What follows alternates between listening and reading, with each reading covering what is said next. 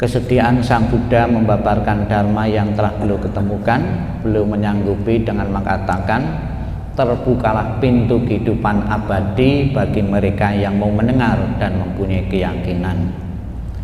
Terimalah salam di dalam dharma. Namo Sang Hyang Adi Budaya, Namo Buddhaya.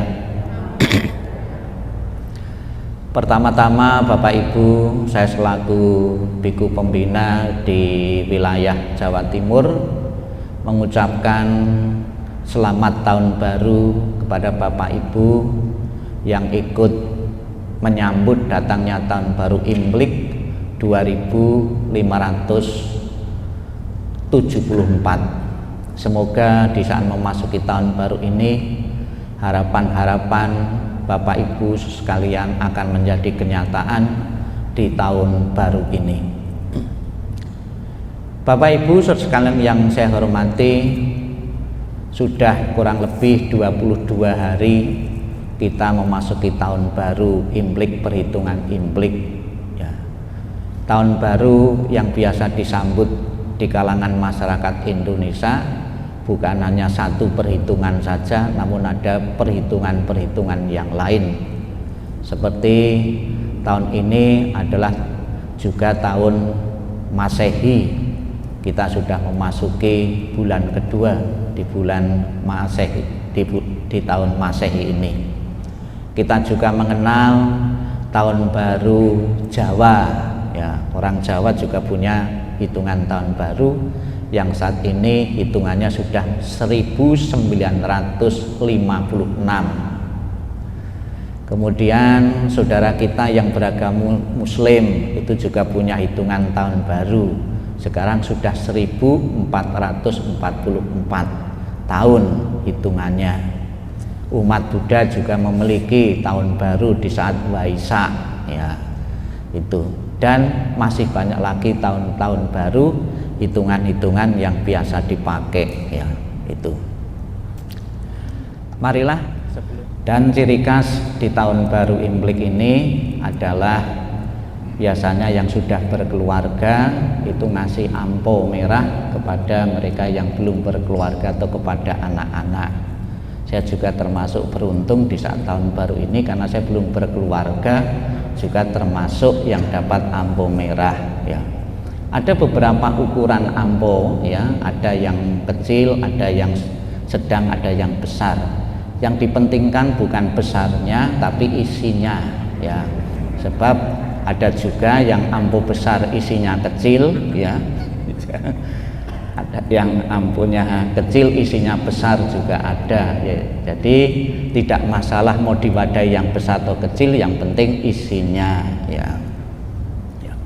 Kemudian juga di dalam Imlek ini juga ada warna dominan. Kenapa warnanya tidak hijau ya, tidak kuning, yang dominan kok warna merah. Nah, nanti kita akan bahas bersama-sama filosofi merah itu kenapa ya.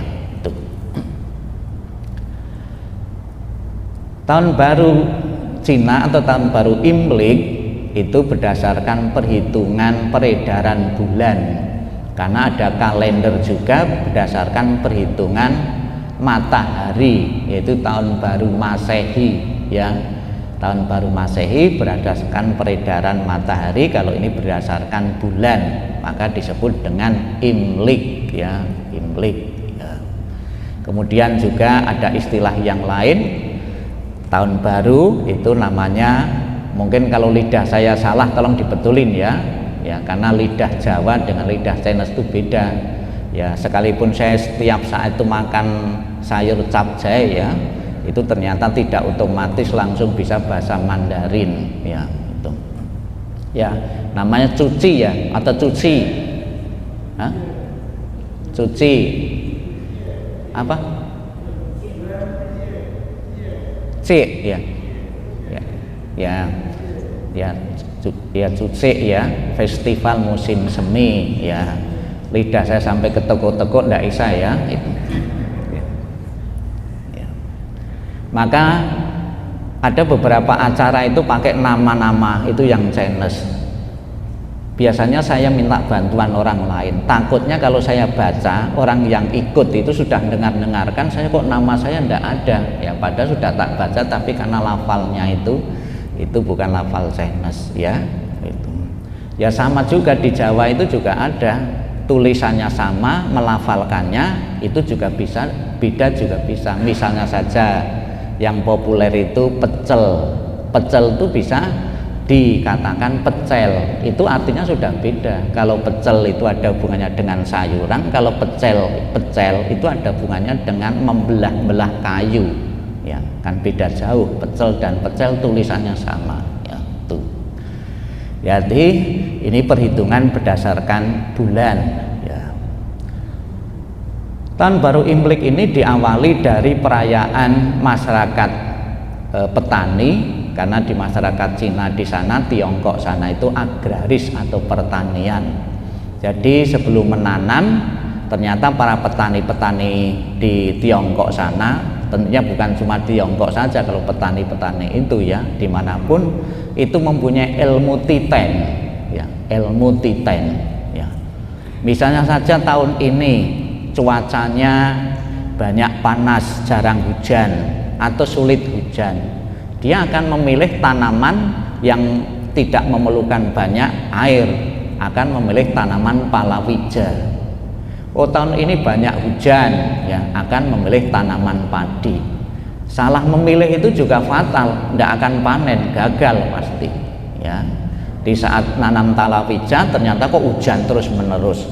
Di saat nanam tembakau misalnya kok hujan terus menerus, banyak yang bunuh diri. Ya itu, karena tidak laku tembakunya, nikotinnya luntur, ya itu. Ya, ini adalah perayaan para petani yang menyambut pergantian musim dari musim dingin ke musim semi.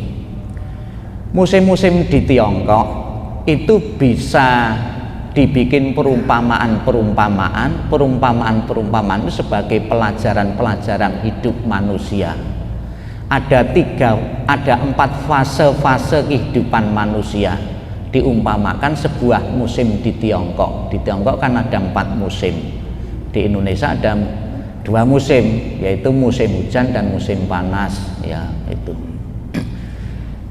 Apa saja musim-musim yang bisa dipakai untuk pelajaran? Ya, musim Tiongkok itu. Musim yang pertama itu musim semi. Saat ini sedang musim semi. Diibaratkan manusia baru lahir atau baru tumbuh. Kalau kacang-kacangan ya baru berkecambah. Musim semi, baru lahir ini. Kenapa manusia dilahirkan? Ya, wah itu sudah diciptakan Tuhan. Ada yang mengatakan seperti itu. Kalau di jawaban agama Buddha, kenapa kita bisa lahir di dunia ini? Karena kita masih memiliki karma. Kita masih mempunyai perbuatan baik dan memusuhi perbuatan yang jahat, yang buruk. Sebagai efeknya, akibatnya kita masih dilahirkan. Ya, menurut ajaran Sang Buddha kita dilahirkan bukan cuma sekali. Hidup saat ini bukan pertama kali. Kita pernah menjalani kehidupan yang lalu. Cuma karena kita tidak ingat, itu mudah saja mengatakan tidak ada. Kemarin, 1 bulan yang lalu, 1 tahun yang lalu kita tidak ingat, tapi bisa tidak dikatakan 1 tahun 1 bulan yang lalu tidak ada karena kita tidak ingat. Demikian pula kelahiran yang lalu kita tidak ingat, namun bukan berarti tidak ada. Karena ada yang lalu, akibatnya sekarang ini kita bisa berbeda-beda. Ya, mukanya tidak ada yang sama, taraf kehidupannya juga tidak ada yang sama, karena kita mewarisi apa yang pernah kita lakukan di kehidupan yang lalu, dan kita juga akan melanjutkan kehidupan yang akan datang selama seseorang itu tidak sepenuhnya menjalankan ajaran Buddha. Kalau orang itu sepenuhnya menjalankan ajaran Buddha, sudah mencapai kehidupan saat ini, sudah bisa jadi arahat, orang itu tidak akan dilahirkan lagi.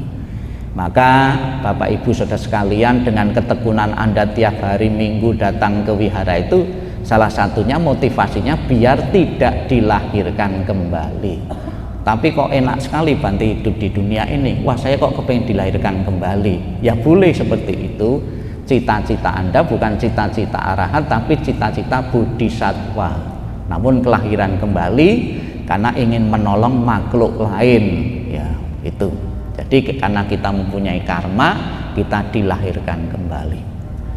Menurut tradisi Yahudi, orang yang dilahirkan kembali itu ada yang merayakan tahun baru, ulang tahun maksud saya, ulang tahun ya, karena mensyukuri sudah dilahirkan. Menurut ajaran Sang Buddha, kita dilahirkan itu karena efek kita masih mempunyai karma itu ya. Ada beberapa ya umat itu mau merayakan ulang tahun saya enggak mau. Alasannya ulang tahun itu tanggal penderitaan ibu saya di saat melahirkan. Masa di saat melahirkan ibu saya malah seneng-seneng ya. Maka saya enggak mau ya. Itu. Ya ini kelahiran ya. Ini ibaratnya musim semi, perumpamaan manusia baru lahir ya. Yang kedua, setelah dilahirkan manusia tumbuh dewasa. Ini ibaratnya sebagai musim panas ya, musim panas ibaratnya manusia baru tumbuh. Di saat musim panas yang paling enak itu adalah pergi ke tempat-tempat dingin, ke pantai, berendam dan lain sebagainya. Setelah dewasa ya, ke jenjang pernikahan yang sudah dewasa. Ada beberapa orang menunda pernikahannya. Ada beberapa orang yang tidak mau menikah. Seperti saya itu dari kecil tidak mau menikah karena cita-cita saya jadi seorang biarawan, jadi seorang biku. Dengan pertimbangan kalau nikah itu banyak repotnya, ya ngurusi istri, ngurusi anak, tidak ada rampungnya. Pertimbangannya itu. Kalau saya tidak nikah jadi biku, ya kemana-mana bebas, ya mau ditugaskan di Papua, di Kalimantan bebas, karena tidak punya tanggungan anak istri lagi, ya itu lebih bebas. Dan juga dari latihan, ya dari latihan kita biku yang tidak punya anak itu jauh lebih fokus. Pasti kalau biku itu punya anak pasti tidak fokus.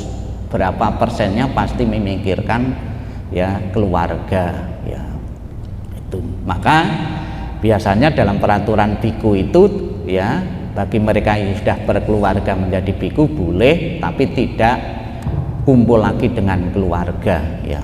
Sekalipun tidak pernah mengantongi surat cerai ya, tidak ada surat cerai biku yang pernah berkeluarga untuk jadi biku itu ya. Setelah dewasa ya menginjak pernikahan ya, ketemu jodoh ya, itu dewasa ya. Ya kita berbahagia juga ya adanya ketentuan dari majelis dan aturan negara, jumlah umat Buddha itu bisa bertambah bisa berkurang ya. Berkurangnya apa? Ada beberapa muda-mudi yang nikahnya pemberkatan secara agama lain, tapi banyak juga ya dari agama lain nikahnya pemberkatan secara agama Buddha. Tiap bulan itu boleh katakan puluhan orang yang masuk ke Buddhis itu untuk syarat nikah ya. Kemarin saya di Royal itu mau visudi 6 orang calon-calon manten itu dari agama lain, berarti kan ada tambah ya. Cuma sayangnya kadang-kadang habis nikah tidak ke wihara lagi. Ya, itu ya banyak.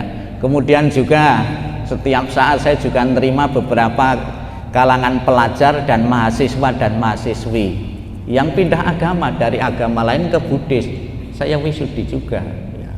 Bagi mereka yang masih tergantung orang tua ya, biayanya biasanya sembunyi-sembunyi ya, dikasih kartu wisudi tapi dia tidak izin orang tuanya, tidak memberitahu, yang penting tiap minggu dia datang ke wihara ya. Banyak seperti itu, ada tren seperti itu.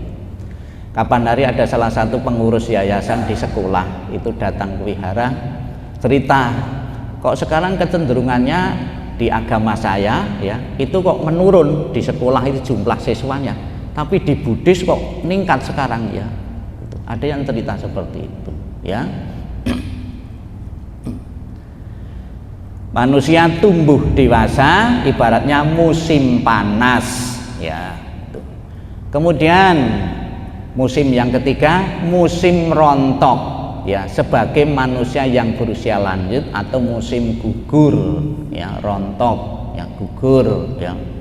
Ada beberapa orang yang merasa bersyukur hari tuanya sukses mendidik anak-anaknya jadi orang semua, tidak ada yang jadi hewan dan binatang, ya. Sukses jadi manusia yang berguna, punya jabatan, punya kedudukan, punya usaha yang mapan, sukses. Akibatnya di hari tuanya dia pun juga terawat oleh anak-anaknya, tidak dititipkan di panti-panti jompo dan sebagainya. Ya sekalipun tidak salah juga, karena kesibukan titipan panti jompo kan tidak salah juga, yaitu dirawat. Namun tidak sedikit juga orang tua menyesali masa mudanya, ya seperti ini, menyesali masa mudanya. Ya, kenapa waktu saya muda kok tidak bekerja keras? Kenapa saya waktu muda tidak mendidik anak-anak saya dengan baik? Hari tuanya dia menyesali masa mudanya. Ya, ini juga sebuah pelajaran bagi kita. Jangan sampai nanti musim rontok tiba kita menyesali, kita getun. Ya, maka pergunakanlah waktu dan kesempatan ini dengan sebaik-baiknya, ya, untuk mendidik anak sebagai ibadah, ya, mendidik anak sebagai ibadah juga, ya. Jangan sampai kita menyesal. Dan juga sebuah pelajaran, kalau di saat musim merontok semua sudah berubah, ya. Tadinya rambutnya hitam jadi putih, tadinya itu giginya masih utuh, sudah satu persatu rontok lepas, kulitnya sudah tidak kenceng lagi, ya. Saya mengira dulu usia tua itu 60-70 tahun. Saya mengira itu jadi tua itu 60-70 tahun. Tapi ternyata saya baru 51, ya 51 tahun. Saya sudah merasa tua. Rambut saya sudah putih, gigi saya itu gigi palsu ini. Ya, sudah do lepas juga. Ya, terus harus pakai kacamata juga. Tidak bisa saya jarak jauh itu juga. Ya saya menyesal juga, kenapa kok tua itu tidak 70-80 tahun. Ya, maka gunakanlah masa muda itu untuk belajar, karena ternyata sekarang banyak juga anak SMP, SMA rambutnya itu sudah memutih, sudah tua, ya. Tidak pede lagi, ya, itu. Ya jangan sampai kita menyesali masa muda kita, ya. Kemudian masih ada satu musim, satu lagi, yaitu musim dingin, ya. Sebagai manusia menghadapi kematian, tidak ada seorang pun di dunia ini yang pernah dilahirkan tidak akan mati, ya. Semua yang pernah dilahirkan pasti akan mati, kecuali Pak Urip, ya. Pak Urip, sekalipun mati di kuburannya itu kuburan Pak Urip, ya. Kecuali Pak Urip, ya Pak Urip itu Pak hidup, ya. Tidak pernah, ya. Semua manusia yang dilahirkan mau atau tidak mau, ya, cepat atau lambat pasti akan mengalami kematian ini. Kalau kita lihat, ya, di tempat penjualan peti, ya, di situ kita juga bisa belajar di situ.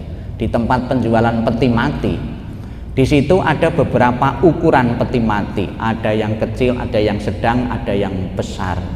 Oh ternyata dia orang mati juga untuk menyiapkan yang kecil. Orang masih muda, masih anak-anak juga sudah disiapkan, karena orang mati ternyata tidak usah menunggu hari tua juga. Banyak yang mati muda, lebih-lebih COVID seperti ini juga banyak. Terus ada gempa, ya, di Turki itu juga umum itu yang mati itu tidak nunggu hari tua juga.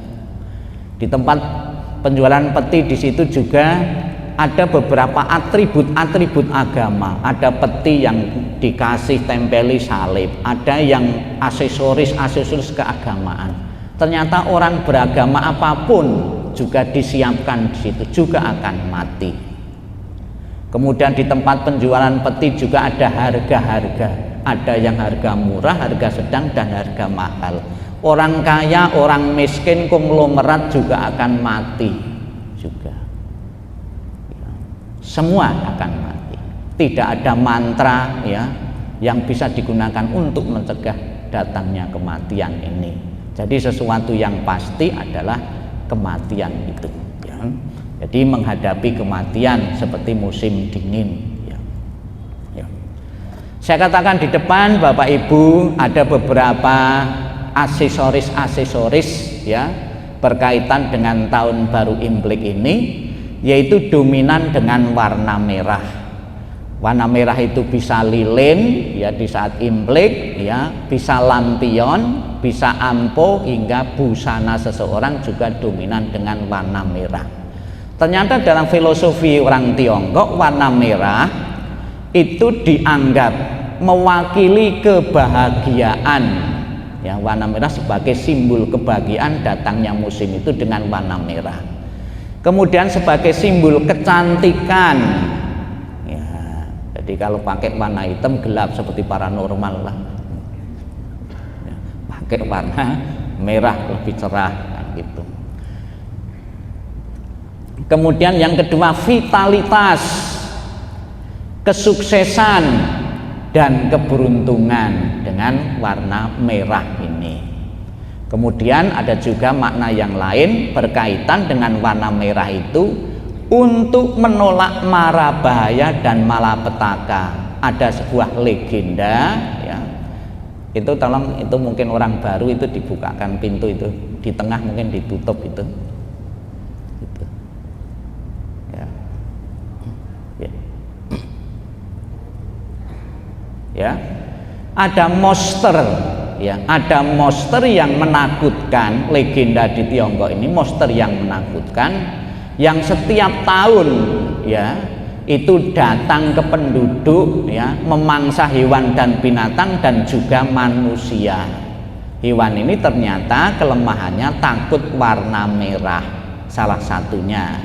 Maka di rumah-rumah itu dikasih ada simbol-simbol merah untuk menolak bahaya. Ternyata Bapak Ibu, warna merah untuk menolak mara bahaya atau menakut-nakuti monster atau makhluk apapun digunakan bukan saja bangsa Tiongkok saja. Masyarakat Yahudi itu juga kalau ingin selamat, di depan pintu itu diolesi dengan darah domba. Darah domba kan merah. Makna seperti darah domba itu diganti sekarang dengan darah manusia.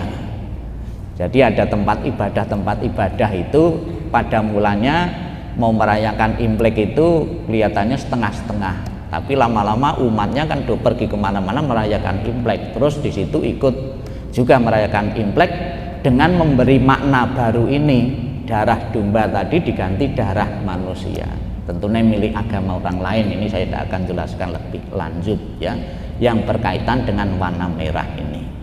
Kemudian nian monster ini di samping takut warna merah juga takut bunyi yang keras.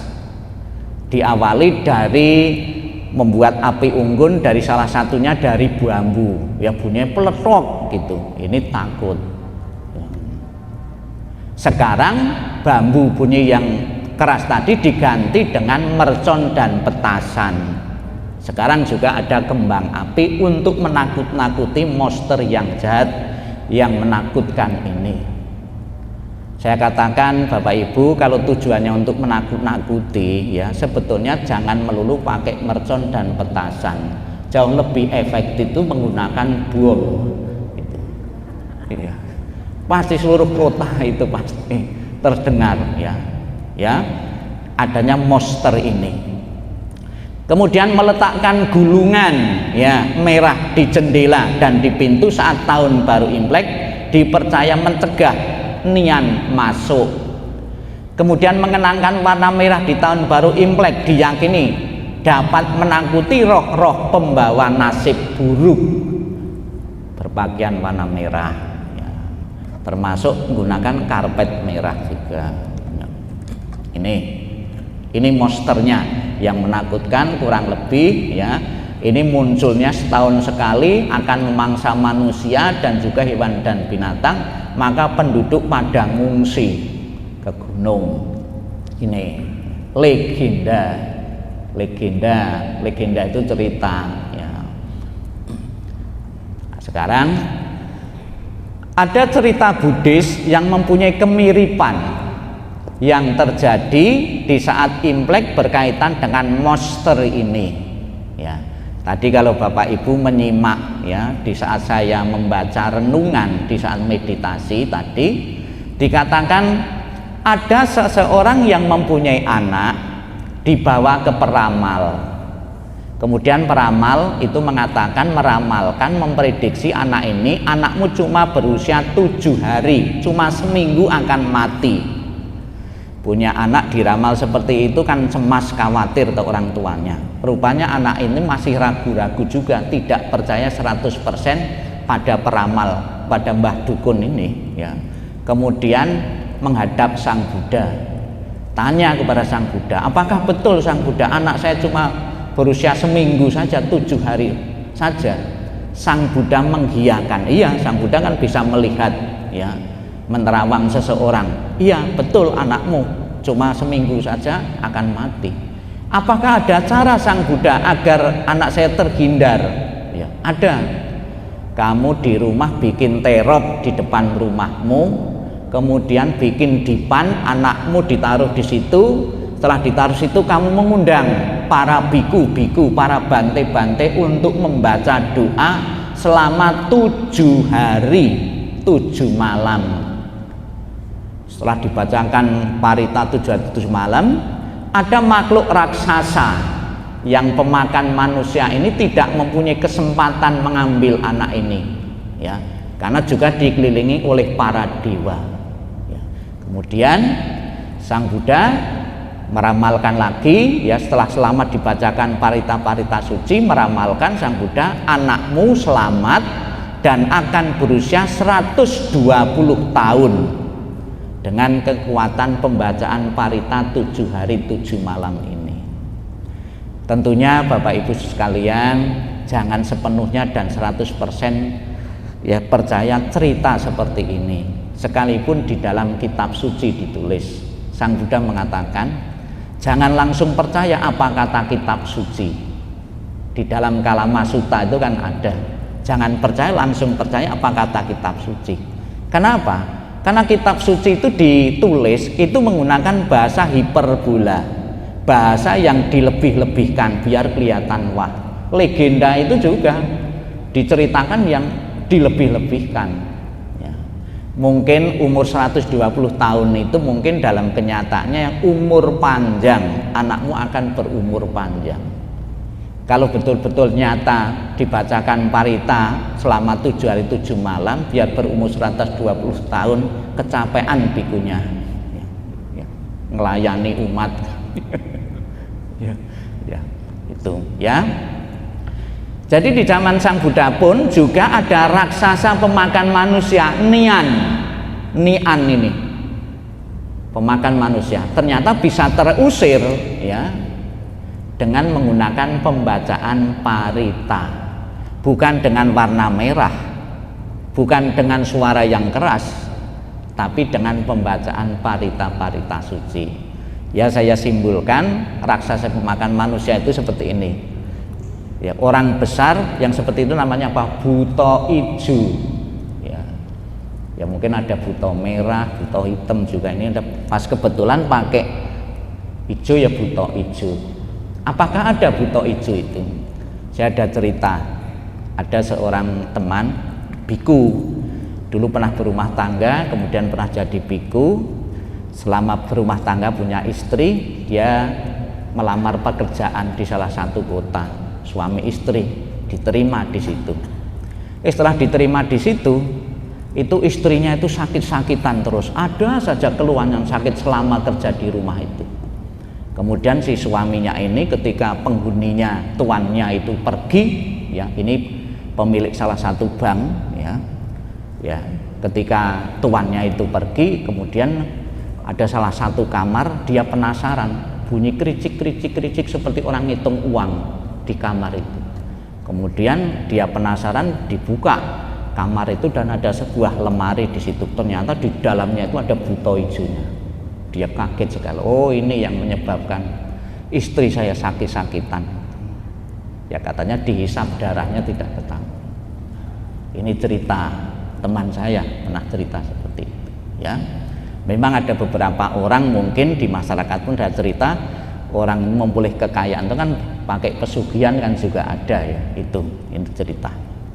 Jadi di zaman Sang Buddha pun juga ada raksasa pemakan manusia ya. Kemudian di dalam cerita ini juga Sang Buddha berpesan ya kepada anak ini, mereka yang suka mengunjungi orang-orang tua dan layak dihormati akan mendapatkan manfaat, akan mendapatkan berkah. Berkahnya apa? Di saat bapak ibu yang terutama anak-anak itu juga masih punya orang tua, membesuk mengunjungi di saat imlek ya. Itu kalau dalam bahasa Jawa itu sujud itu apa ya? Sungkem ya, sungkem itu ternyata ada manfaatnya. Orang yang menghormati orang yang usianya lebih tua akan mendapatkan umur panjang, kecantikan, kebahagiaan, kekuatan ya. Namun bukan berarti kalau kita menghormati orang yang usianya lebih muda dari kita, usia kita berkurang ya. Bukan demikian. Oh, takut nanti usia saya berkurang kalau saya menghormati orang yang lebih muda dengan saya. Tidak ada cerita seperti itu ya. Dapat umur panjang, kemudian kecantikan ya, karena ceria toh, kita nengok nenek, kakek ya, itu kan ceria kita. Kemudian kebahagiaan, di saat imlek kita kunjung orang yang lebih tua, kebahagiaan karena dapat ampo ya. Ada ungkapan bahasa Jawa, simbah ya. Simbah itu nggo tambah-tambah. Kita mendapatkan uang dari orang tua kita sendiri, kita mengunjungi nenek atau kakek dapat tambahan, maka simbah itu nggo tambah-tambah ya. Dapat sangunya 2 tempat ya. Kemudian mendapatkan kekuatan karena di tempat simbah ya, orang tua juga kita mendapatkan makanan. Kemudian juga di akhir khotbah Sang Buddha mengatakan anak ini dan teman-temannya setelah menerima khotbah dari Sang Buddha ini mencapai kesucian sotapanna, kesucian tingkat pertama. Mudah-mudahan Bapak Ibu sekalian yang di sini Ibu setelah saya ceramai juga Bapak Ibu mencapai tingkat kesucian. Tapi jangan sampai tingkat kesucian yang terakhir yang arahat. Sebab begitu saya ceramai Bapak Ibu itu mencapai arahat, Bapak Ibu dalam seminggu lagi mati semua. Bisa ada cara agar tidak mati dalam seminggu setelah mencapai arahat, Bapak Ibu langsung jadi biku dan bikuni. Nah, itu untuk menangkalnya. Tapi jangan takut mendengarkan ceramah, nanti saya mendadak mati Bante. Ya. Itu ada ceritanya itu ya. Jadi Raja Sudodana itu setelah menerima wejangan Sang Buddha, Dharma Sang Buddha itu mencapai arahat, usianya cuma 7 hari beliau meninggal. Karena kalau tidak jadi biku ya, kehidupan rumah tangga itu untuk menopang kearahatan itu tidak mampu ya, dalam teorinya seperti itu ya. Ini kemudian ada cerita Buddhis yang lain yang ada kaitannya juga dengan imlek ini, yaitu di kota Vesali ternyata juga ada raksasa juga ya, makhluk-makhluk jahat ya, sudah mengundang beberapa ya dukun atau beberapa ya pakar ya, ternyata tidak mampu mengatasi. Kemudian mengundang Sang Buddha dengan Ananda. Sang Buddha menyarankan ada parita suci, terus pakai air dibacakan, kemudian diperciki ya, netral kekuatannya. Ini disimbolkan ini Ananda ini sedang memerciki ini makhluk-makhluk jahat ini. Makhluk-makhluk jahat itu datangnya kenapa? Karena di situ di kota Vesali terjadi kelaparan. Kelaparan karena ada kekeringan. Tidak ada hujan, kekeringan, tidak ada makanan, akibatnya banyak penyakit juga. Banyak penyakit, banyak wabah, kemudian mendatangkan makhluk-makhluk jahat. Seperti kapan hari kan pernah di India itu kan pas virus corona itu kan banyak juga. Ya mungkin bayangannya seperti itu, banyak yang meninggal. Di zaman Sang Buddha juga pernah terjadi pagebluk seperti itu ya, banyak yang meninggal. kemudian dibacakan parita-parita suci ya. Kemudian tadi versi Theravada, versi Mahayana juga ada cerita Baisaja Guru ya, cerita Baisaja Guru. Maka di saat pas Poun itu juga membaca Baisaja Guru, ceritanya mirip dengan di kota Vesali ini. Dan juga ada bodhisattva yang lain yang sanggup menolong, yaitu Kuan Im ya. Baisaja Guru artinya Buddha pengobatan ya, itu cerita yang mirip. Kemudian istilah parita sendiri dibacakan parita, arti parita adalah perlindungan atau penjagaan. Jadi Bapak Ibu rutin membaca parita artinya memproteksi diri kita dari unsur-unsur negatif. Setidak-tidaknya unsur negatif yang ada dalam diri kita, pikiran-pikiran negatif itu. Karena dalam satu saat itu tidak mungkin muncul dua pikiran yang berbeda. Di saat kita membaca, ada konsentrasi baca parita, tidak mungkin ada pikiran negatif di situ. Maka membiasakan diri hal-hal positif, salah satunya dengan parita-parita ini ya. Parita yang paling terkenal ya, yang di kalangan agama lain itu bunyinya sangat singkat gitu. Sabi sata bawantu sukitata. Ada beberapa rohaniwan agama lain itu.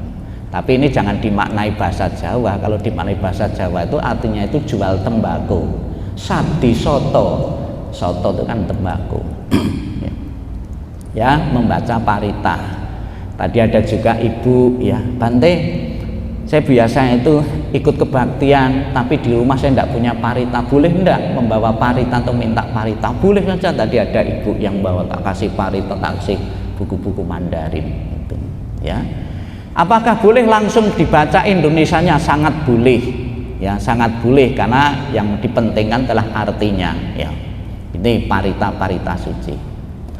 Kemudian 2-3 tahun ini kita dihantui raksasa ya juga, tapi tidak kelihatan, tapi banyak yang mati takut dengan virus corona. Apakah bisa ditangkal dengan warna merah atau bunyi-bunyian yang keras? Tidak bisa. Penangkalnya masker, penangkalnya vaksin ya. Tidak bisa Bapak Ibu pakai warna merah atau pakai masker merah, ya tentunya tidak menjamin ya, dengan raksasa ini tidak kelihatan ya, virus corona ini ya. Ini juga banyak yang membawa korban kematian dari virus ini ya. Sekarang sesuai dengan topik yang sudah di-share pada pagi ini ya, kita akan membahas relik ya. Relik ya adalah sarira datu atau sisa pembakaran tubuh jasad jasmani manusia. Relik-relik, karena belum pernah ya ketika membakar hewan dan binatang ya itu ditemukan relik. Ini dibatasi dengan sisa pembakaran tubuh jasmani manusia. Ya banyak hewan dan binatang yang dikremasi, dibakar, tapi bukan dicari reliknya, tapi dimakan setelah mateng ya, yaitu sate ya. Kan banyak juga yang bakar daging, bukan dicari reliknya tapi dimakan ya. Sisa pembakaran jasmani manusia itu relik ya. Ada beberapa relik-relik ya, itu relik atau sarira itu berasal dari bahasa Sangsekerta, namun ternyata populer di dalam bahasa Jawa. Sarira menjadi artinya itu ya tubuh ya, artinya tubuh sarira ini ya.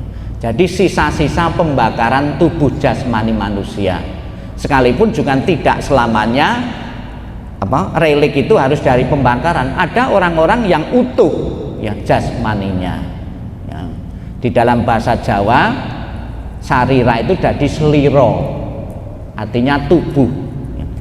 Itu lebih terkenal lagi, ada tembangnya untuk menggunakan kata seliro itu ya. Upama sliramu sekar melati, aku kumbang ngidam sari. Upama sliramu margi wong manis, aku kang bakal ngliwati. Sliro ya. Sliramu, tubuhmu. Ya. Ini masih panjang lagu ini, ya. Sliro, tubuhmu.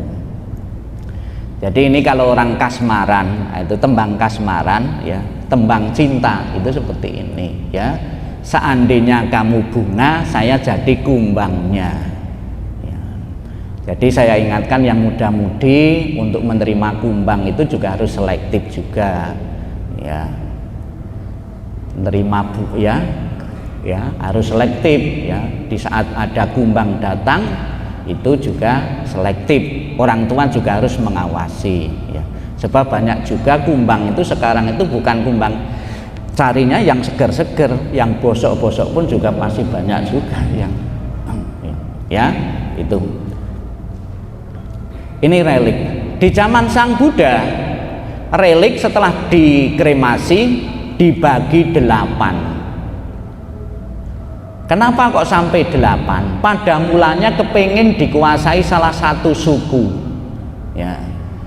Ada suku Sakya berjuang. Sang Buddha kan berasal dari suku Sakya, saya yang berhak memiliki. Terus di Kusinara, Sang Buddha kan diprabukan di Kusinara, suku Kusinara mengatakan saya yang paling berhak. Terjadilah pertengkaran, ingin mendapatkan relik-relik sisa pembakaran ini. Kemudian ada salah satu Brahmana Duna ini membagi, tidak usah ribut-ribut, dibagi. Kemudian relik itu dibawa ke masing-masing suku itu untuk diadakan pemujaan relik. Perkembangan berikutnya banyak umat yang kepingin menghormati Sang Buddha, namun reliknya kan terbatas, ya. Bagaimana cara mengatasi? Diciptakan patung-patung Buddha, ya, itu diciptakan relik-relik tiruan. Bisa juga ini ada 3 macam relik, ya, atau sarira. Yang pertama, relik tidak selamanya itu hasil kremasi. Kitab suci juga termasuk relik atau sarira. Ucapan-ucapan Buddha, khotbah-khotbah Sang Buddha juga peninggalan Buddha juga, itu juga termasuk relik kitab suci. Salah satunya peninggalan Buddha yang tidak ada di tempat lain itu, ini khusus aliran Mahayana, Kisitigarbha Sutra. Kisitigarbha itu kalau dijawakan siti itu artinya bawah, di bawah tanah. Jadi makhluk suci yang mengurusi di bawah, Sitigarbha. Di bawah mana? Di neraka. Sitigarbha itu punya tekad, ya, kalau di neraka belum kosong, saya tidak akan naik, saya tidak akan mencapai kebuddhaan. Ini tekadnya Sitigarbha Sutra ini. Di saat Ulambana ini juga patungnya bisa kita lihat, ya. Jadi relik Dharma, ya, itu juga termasuk relik peninggalan Buddha. Kemudian sarira atau relik tubuh, sisa-sisa hasil kremasi, termasuk Sang Buddha, juga para suci yang lain juga ada reliknya. Namun demikian tidak selamanya hasil kremasi atau pembakaran. Ada beberapa orang ternyata yang tidak dibakar kemudian dikubur, tubuhnya masih utuh. Ini namanya tubuh intan. Intan kan keras, ya. Tubuh intan atau ini tidak selamanya dibakar. Ada beberapa orang yang proses yang lama tubuhnya tetap utuh. Nah, bagaimana ilmiahnya? Apakah orang yang utuh itu dikatakan suci? Tidak selamanya. Ini bisa dipengaruhi tempat kuburnya. Di situ tidak ada kuman-kuman. Mungkin ada sesuatu yang beracun di tanah di situ sehingga kuman tidak bisa masuk. Itu juga bisa. Kan tidak ada kuman di situ, tidak ada cacing-cacing, tidak ada yang tanah yang beracun, tidak ada. Kemudian kondisi lingkungan juga mempengaruhi, bahan pengawet juga mempengaruhi. Kemudian juga di saat modern ini tubuhnya tetap utuh. Ini di dalam agama yang lain itu juga ada tubuh yang utuh setelah dikubur, setelah disimpan beberapa lama, itu tidak membusuk tubuhnya. Santo dan santa. Santo itu laki, santa itu perempuan. Tubuhnya, jasad jasmaninya tidak hancur. Ada penelitian yang mengatakan apa yang membedakan orang suci dan tidak suci kok tubuhnya tidak hancur. Orang jahat, ya, orang yang jahat itu ternyata tubuhnya itu banyak kuman, banyak virus-virus. Kalau orang baik itu biasanya sedikit virusnya sehingga tidak menyebabkan kebusukan. Ada yang ilustrasi yang lain itu laptop itu kalau kemasukan virus itu cepat rusak. Kalau tidak ada virus itu bisa lancar. Tubuh kita juga seperti itu.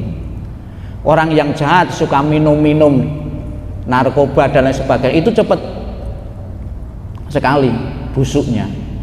Kalau orang suci kan pantang makan makanan yang alkohol dan lain sebagainya itu. Maka tuh bikin awet jasad jasmaninya. Ini tubuh yang masih utuh. Ada juga tidak selamanya menunjukkan kesucian. Orang yang disimpan dalam jangka waktu lama di lemari es, ya, itu belum tentu orang suci karena di es kuman-kuman juga tidak ada. Tidak selamanya menunjukkan kesucian kalau disimpan di es itu. Ada beberapa itu kan, itu yang disimpan es karena penuh, nunggu anak-anaknya dari jauh atau tempat di situ.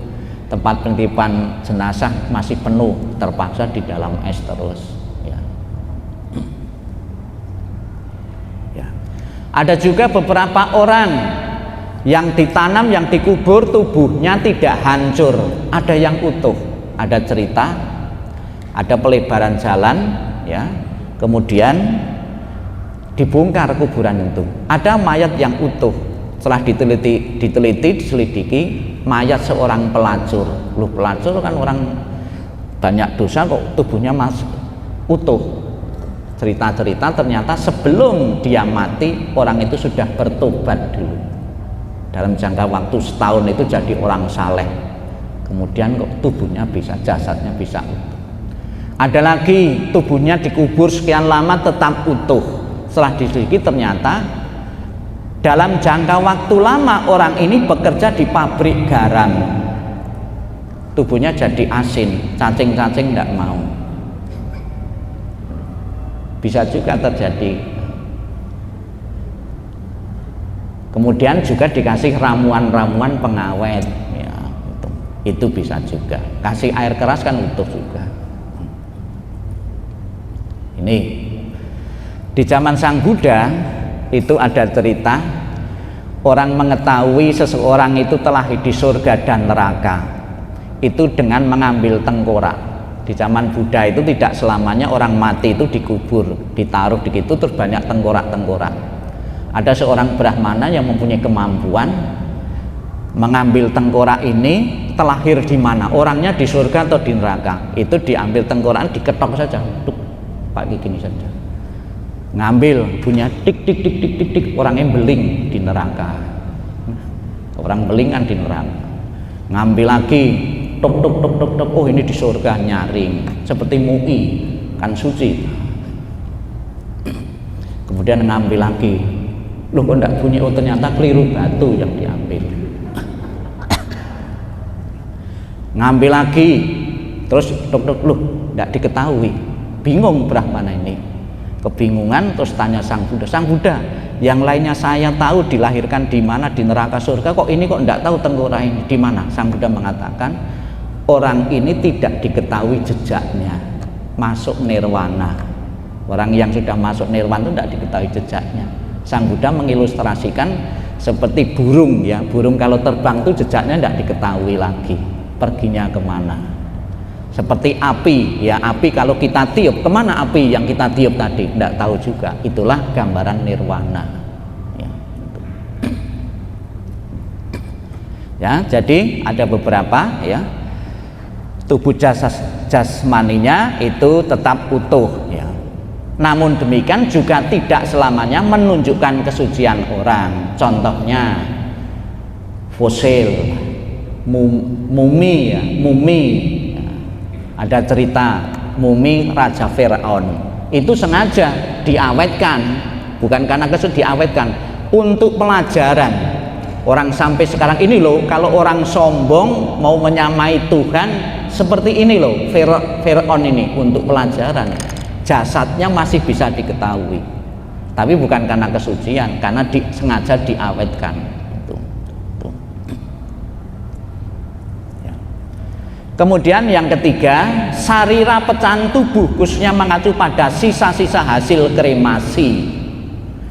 Kita punya beberapa biku yang ketika dikremasi itu ada relik-reliknya atau sisa pembakaran. Contohnya bante asin, itu juga ada reliknya. Reliknya bermacam-macam, terus tulangnya juga berwarna-warna. Namun selamanya bukan berarti tanda-tanda kesucian 100% enggak. Kualitas tulang yang kita bakar itu juga sangat dipengaruhi oleh obat yang dikonsumsi ketika beliau masih hidup. Misalnya saja beliau suka makan atau minum obat rematik untuk tulang-tulang, itu pasti kan akan membekas juga berapa persennya. Namun juga tentunya bentuk yang lain, relik-relik dalam bentuk butiran-butiran juga ada. Ya, warna-warna tidak selamanya, tapi kualitas ini dipengaruhi makanan yang dikonsumsi juga bisa. Ya.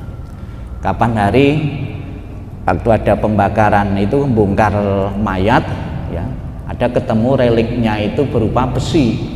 Ya, ya ada umat Surabaya sini, saya diajak bongkar terus dibakar, ternyata tulang-tulang itu dikumpulkan dibakar, di situ kok waktu disapu-sapu di tuak kelotak gitu loh. Oh, ternyata pen, ya, ndak hancur. Ya. Nah, itu kan relik juga tuh. Ya. Relik modern ya. Ya, pennya masih. Jadi beliau sebelum meninggal itu pernah dioperasi di bagian sini tuh kaki. Pennya ndak hancur juga. Ya, ini beberapa relik-relik ya. Nah, yang terbaru Bapak Ibu, biku yang dikremasi Bante Jinadamu Mahatera. Ini baru kemarin di Medan ya, di YouTube-nya juga. Ini dikremasi menggunakan kayu 2,5 ton ya. Kayu gaharu. Ya. Ini dikremasi.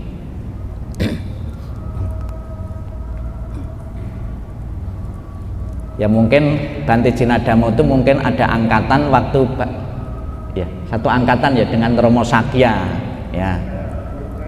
Hah?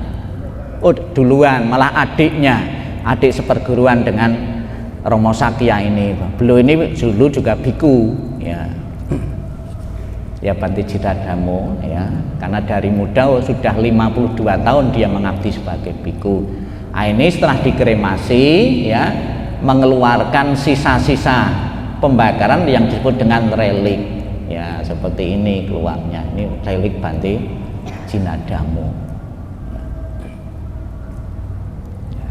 Kemarin ada yang mengatakan saya kepengen memiliki reliknya Bante Jinadamu, terus saya katakan itu kan difoto saja kan sudah dimiliki di HP itu sudah.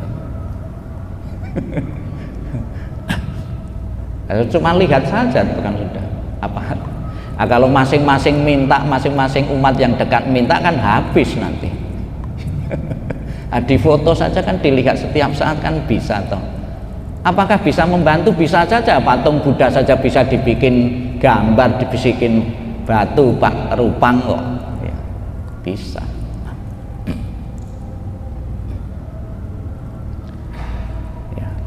Kemudian yang keempat, sarira, ada bagian-bagian relik itu yang membentuk atau seperti mutiara-mutiara, kristal-kristal. Ini yang banyak dicari, yang sering digunakan untuk pameran-pameran di wihara-wihara ini.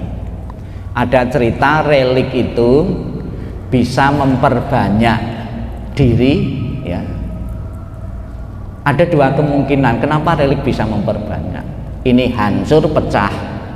Bisa juga mitasi, tiruan-tiruan, dikatakan ini relik.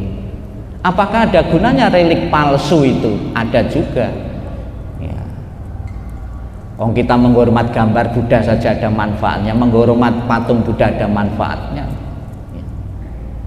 Menghormat biku palsu itu juga ada manfaatnya. Ada seorang yang menghormat biku palsu, selang beberapa hari baru diketahui ternyata biku yang dihormat adalah biku palsu. Tidak menghapus kebaikan yang kita lakukan menghormat pertama tadi. Ada juga ada cerita seorang nenek pesen anaknya, tolong kamu kalau pulang dari Indah bawakan relik Buddha gitu. Terus lupa rupanya anak itu, terus ketemu gigi anjing. Ketemu gigi anjing, kasihkan mama, ini mah, ini relik gitu loh. Oh, dengan orang tuanya sujud juga, gitu. Membawa manfaat juga. Nah ini ya tentang relik-relik. Ada juga Bapak Ibu kecenderungan karena gengsi. Ada murid-murid itu merasa gengsi kalau gurunya ketika dikremasi tidak mengeluarkan relik. Ya. Bikinlah relik-relik buatan yang dikatakan ini loh relik guru saya. Gitu. Sebab kalau di wihara itu ada reliknya dari gurunya, wiharanya lebih ramai mungkin. Umat itu punya ikatan emosional jauh lebih kuat dibandingkan tidak ada reliknya. Wah, saya kalau berguru kepada guru yang tidak mempunyai relik itu rasanya kok rendah, dikatakan itu. Tapi ini hanya orang-orang tertentu yang tahu ya. Ada juga rohaniwan para biku yang datang dari luar negeri, datang ke Indonesia ya, membawa relik-relik dari relik ini, dari umat Buddha Indonesia percaya sekali seperti itu. Ada lagi kapan hari saya pernah menemui di sini yang wihara lama, ini dari darah Sang Buddha gitu. Ada juga seperti itu. Ya. Apakah ada gunanya relik-relik ini ya? Ini gunanya relik atau sarira. Sarira dipercaya mampu memancarkan atau memberikan pemberkatan dan kemuliaan adistana di dalam alam pikiran dan pengalaman mereka yang terhubung dengannya. Dalam tradisi Himalaya, sarira juga diangkat sebagai sebuah benda yang mampu menghalau kekuatan jahat. Namun ada juga yang menyalahgunakan. Saya pernah lihat sendiri, ada seseorang ya relik, membawa relik dari orang yang dibakar, kemudian disimpan di tempat perjudian. Ya, alasannya biar tempat perjudian itu rame gitu. Ada yang seperti itu. Ya tentunya disalahgunakan juga seperti itu. Jadi ya fungsinya kan beda untuk memotivasi seseorang agar di jalan kesucian ya, sepertinya relik ini ya. Inilah pembahasan relik Bapak Ibu. Kita akan bersama-sama di hari ini juga memperingati ulang tahun Sangga Agung Indonesia yang ke-64 ya. Jadi hari ulang tahun Sangga Agung Indonesia ini diambil dari kelahiran Bante Asin ya, Bante Asin ya, 64 tahun, beliau lahir tanggal 23 ya tanggalnya ya. Kemudian ya ini untuk mengenang jasa beliau, kepeloporan beliau, tanggal 23 Januari diperingati sebagai hari lahirnya Sangga Agung Indonesia ya.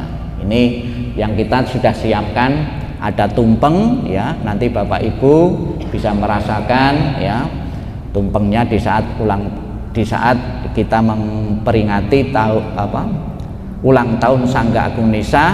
Perlu kita ketahui Sangga Agung Indonesia saat ini adalah sangga yang tetap eksis, mempunyai anggota yang paling banyak ya.